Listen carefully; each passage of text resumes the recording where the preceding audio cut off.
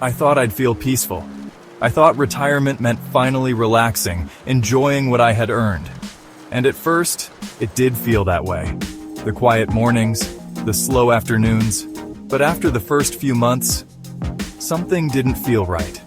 A strange emptiness crept in, and I couldn't say it out loud because everyone expected me to be happy. For decades, I worked hard. Early mornings, long commutes, late nights at the office. I poured myself into my job, building a life, saving for the future. I told myself, one day I'll slow down. One day I'll enjoy everything I've earned. Then, that day came. I retired, but the quiet I had dreamed of started to feel like something was missing. The first few weeks were exciting. Sleeping in, long breakfasts, afternoon walks, no meetings, no rush. But slowly I started feeling disconnected. No more coworkers to chat with, no more shared purpose, no more reason to dress up. The days blurred together. The silence grew louder, the stillness heavier. I remember sitting on my porch one morning, coffee in hand, and wondering, what am I supposed to do now? I wasn't depressed, I wasn't sick, but something was missing. I felt flat, like life had paused, and I didn't know how to press play again. It took me a while to understand this feeling. Retirement didn't break me, but it took away something I hadn't realized I needed, a sense of purpose. You see, for years I had structure, deadlines, people who depended on me. I mattered. When that disappeared, I felt unmoored, like I was floating without direction. I missed the small things. Morning meetings, solving problems, even the stress. No one warns you about that. We're told to be grateful. You're lucky, they say. And yes, I am. But luck doesn't erase the ache of losing your role. Purpose isn't just about work. It's about feeling needed, feeling seen. So if you're retired, or about to be, here's my honest advice. Don't wait for happiness to arrive. Build it. Create a new rhythm for your life. Even small things, like walking at the same time each morning, or cooking a new recipe every week, can bring structure. Stay connected. Call old friends. Volunteer. Mentor someone younger. Try painting, gardening, or dancing in your living room. Play music, bake something new, make a joyful mess. Because retirement isn't just an ending, it's a beginning. I still have quiet mornings, but now I fill them with meaning. Writing, creating, reflecting.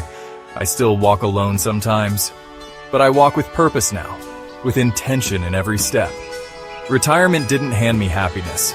I had to build it, day by day, moment by moment. If you feel lost right now, please know, you're not broken. You're just adjusting. Take your time, speak honestly, and remember, you're not alone in this. We're all finding our way. After months of drifting, I picked up my old camera. I hadn't touched it in years. But through the lens, I started seeing the world differently. Colors felt richer. Moments felt fuller. I wasn't just passing time, I was capturing it. The way light hit a leaf in the morning, the quiet joy on a stranger's face, the way shadows danced on the sidewalk. Each photo became a small act of presence, a way to say, I'm here, I see this matters.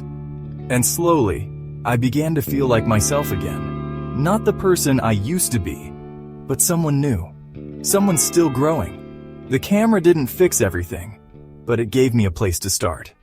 One of the best things I did was call my brother. We hadn't talked much in years, not because of any big falling out, just life, drifting, silence. But we started meeting for coffee, just simple chats, nothing dramatic. And those conversations reminded me, connection doesn't have to be big, it just has to be real. A laugh over an old memory, a shared look that says, I'm glad you're here.